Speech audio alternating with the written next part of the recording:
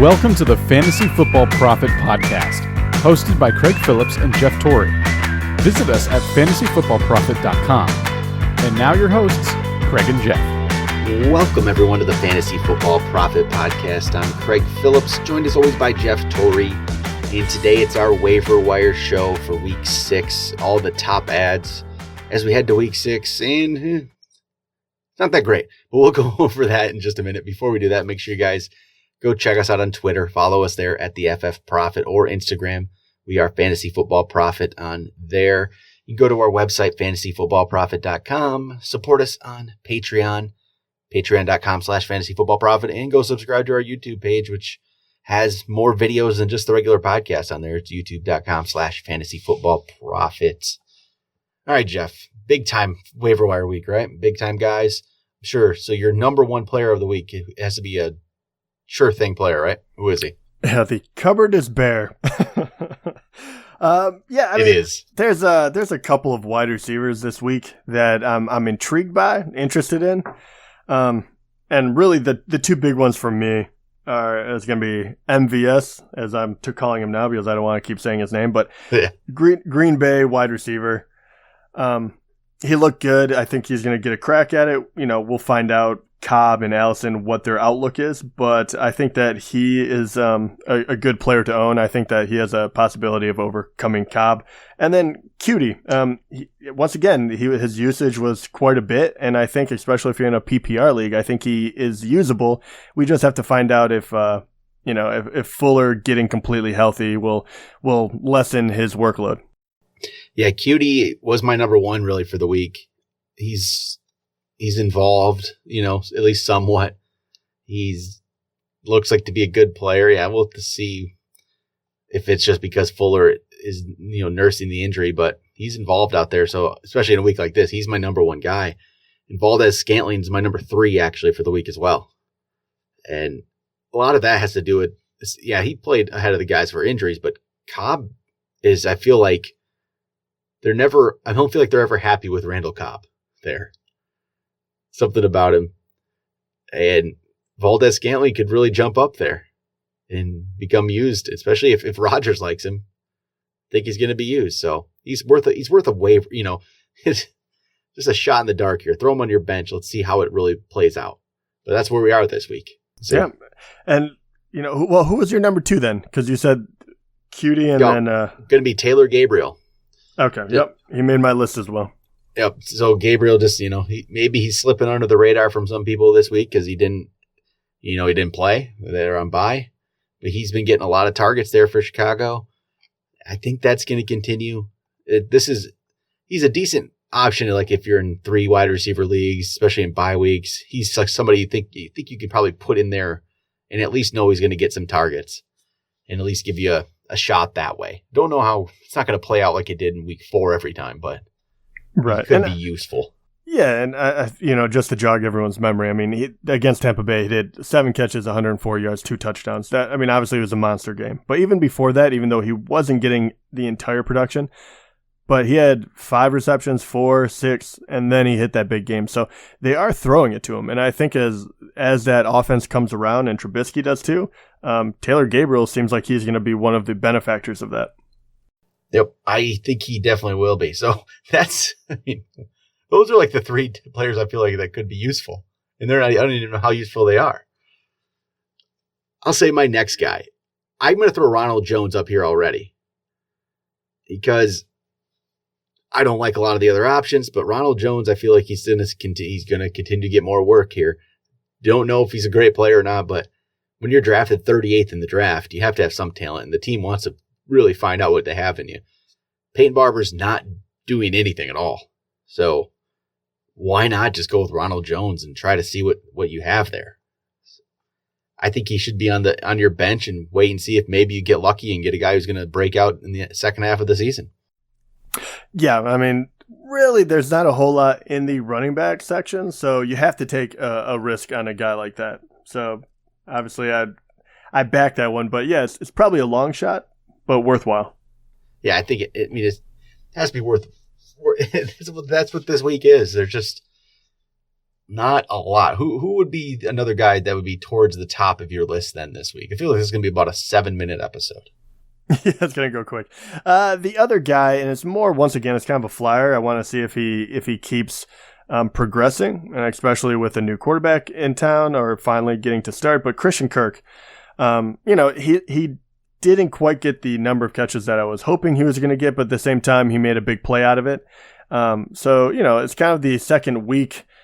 Week 3 against Chicago, he had 7 for 90 this week, only 3 catches, but 85 and a touchdown. So I think once again, as Rosen kind of improves and gets more and more comfortable, I think that we'll see Kirk turn into one of his favorite targets. And he's not going to be an every week type of play, but it's more of a put him on your bench and he'll be in the D league of fantasy.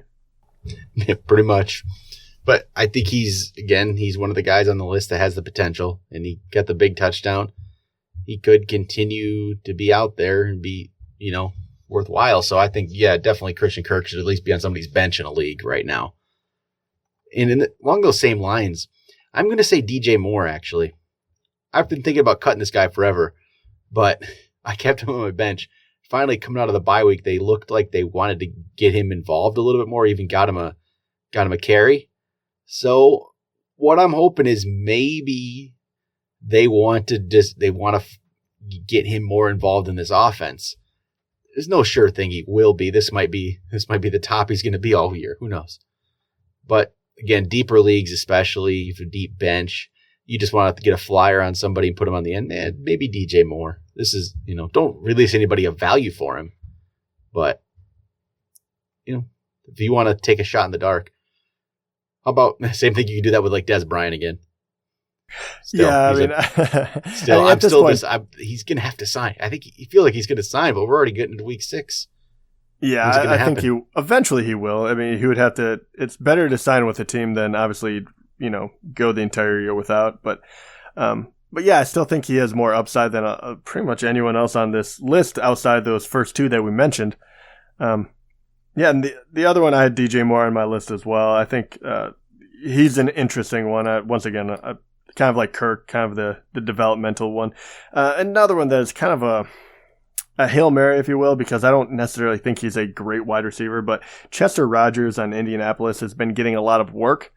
Yep, 8 catches each of the last 2 weeks. Yeah, I mean, so even if he's not that great, with that kind of, just sheer will of just forcing it to him, he's going to be, profitable to have, especially once again, I play standard most of the time, but if you are in a PPR league, he would have been a good play the last 2 weeks just because of that.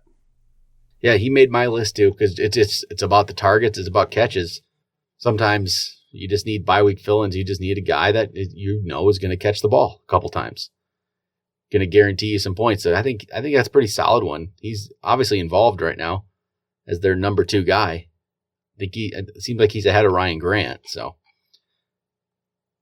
I would, even though Grant's much more owned in leagues, but I feel like he's more involved than Grant.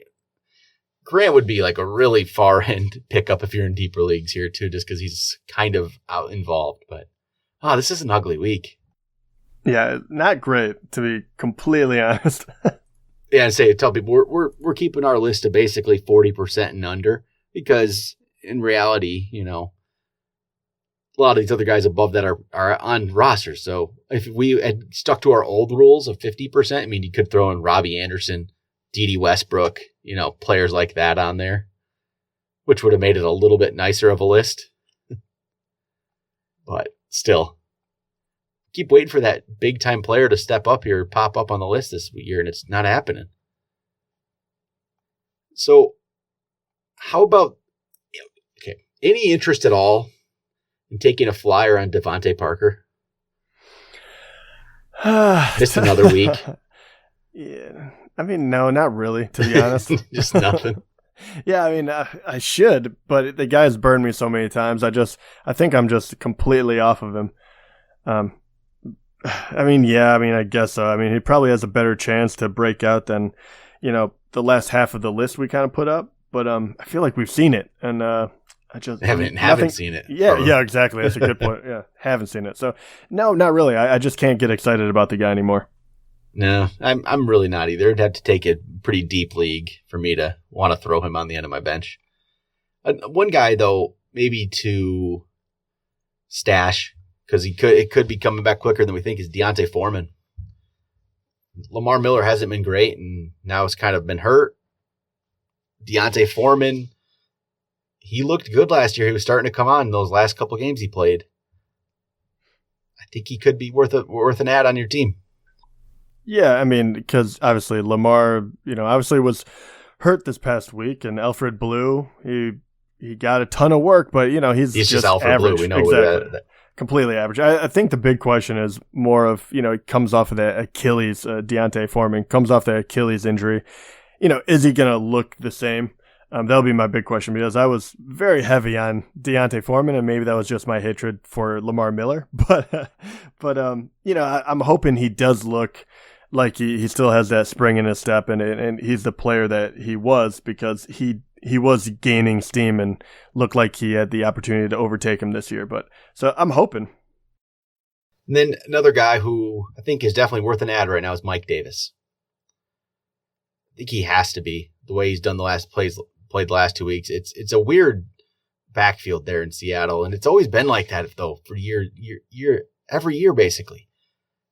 There's a guy who's doing well for a while, and then he just will disappear. So like right now, Carson came back and looked great, ahead of Davis. Davis still looked good, but it could change next week, and Penny could play, or Carson's on the bench and Davis is the main guy again. But Davis in 2 weeks, he has 3 touchdowns in these 2 weeks that he's actually got to play. I think they want to keep seeing what they have in him. So I would put him, think about this.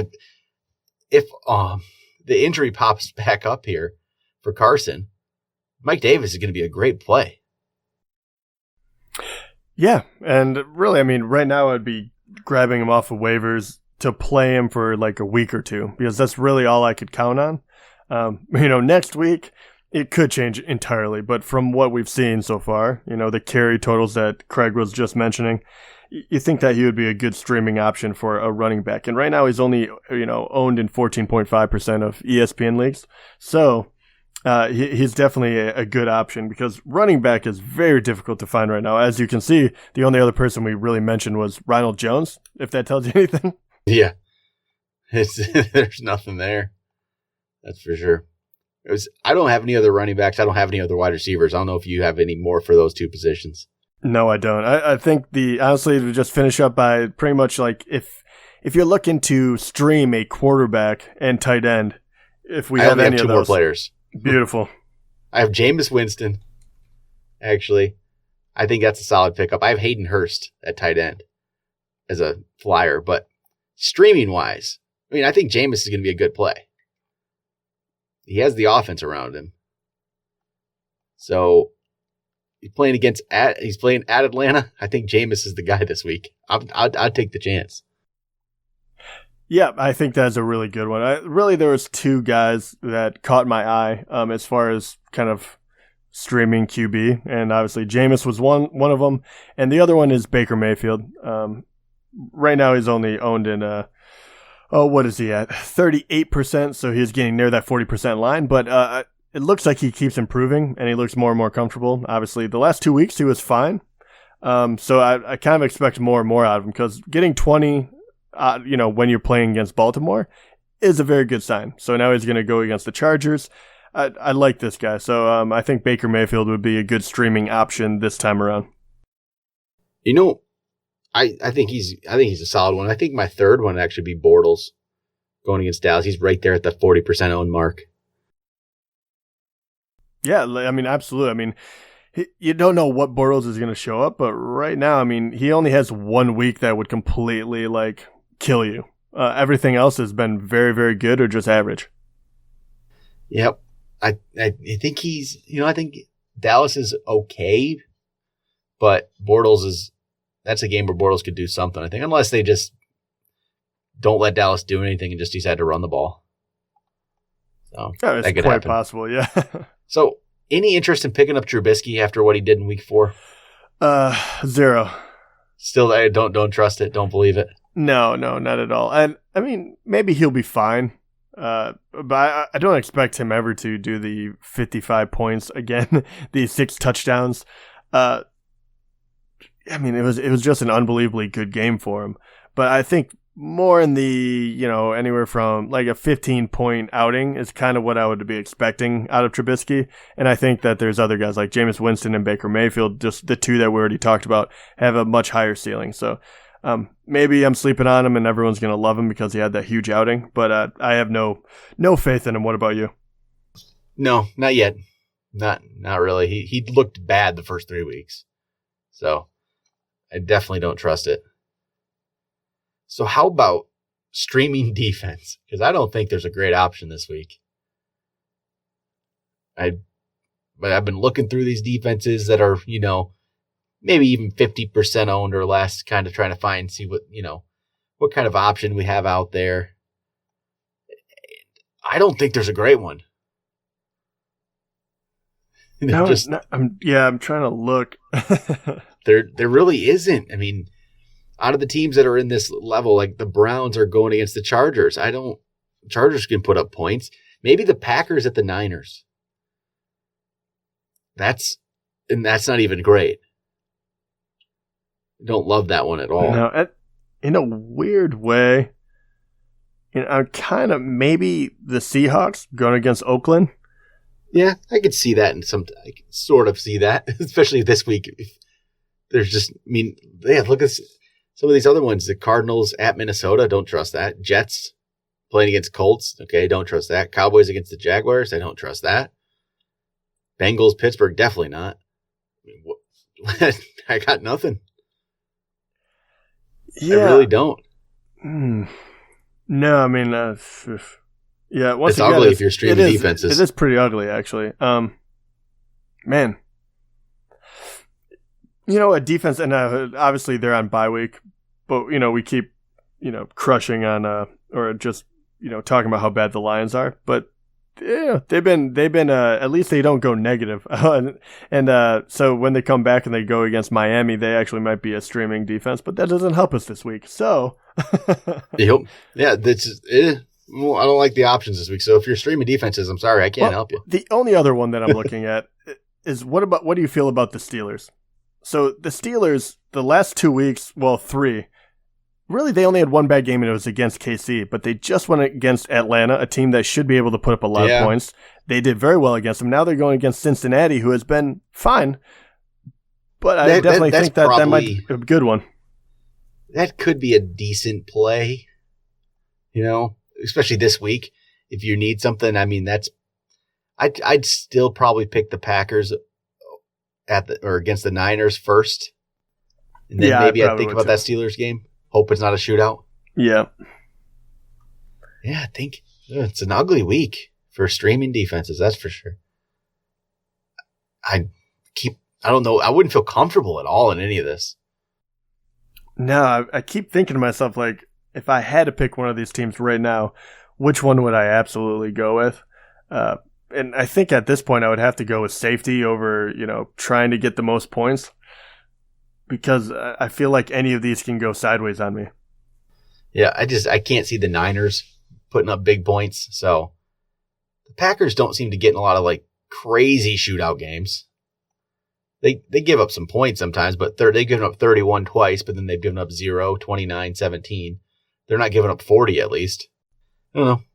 They had 3 good games this season, 2 negative games. They had a 23, 8, and a 7 in the scoring we use. Then a -1 and a -2. So they're kind of. I don't think San Francisco's that good though. So that's what I would go with. Then maybe the Steelers. Yeah, I would agree. I just think that the 49ers are obviously, as soon as Garoppolo went down, they're still trying to figure themselves out. QB situation, you can force them into problems. That would be the one I feel the best about, but even that, I'm like, eh. Yep. Well, I'll just say good luck this week in waivers. There's not much there. I don't even know what kind of waiver claims I'm doing. I love doing waiver ads every week, but I don't know. I don't have much this week. No, I mean, unfortunately, I think in a lot of them too, because I got QD last week in a couple of them. I think the Green Bay wide receivers is going to be the biggest one. People trying to figure out who is going to be playing in that situation. And obviously MVS will be, at the top of everyone's list now. Yeah, I think that'll do it for waivers. We'll be back tomorrow with our rankings episode as we head into week 6. We'll talk to you guys then.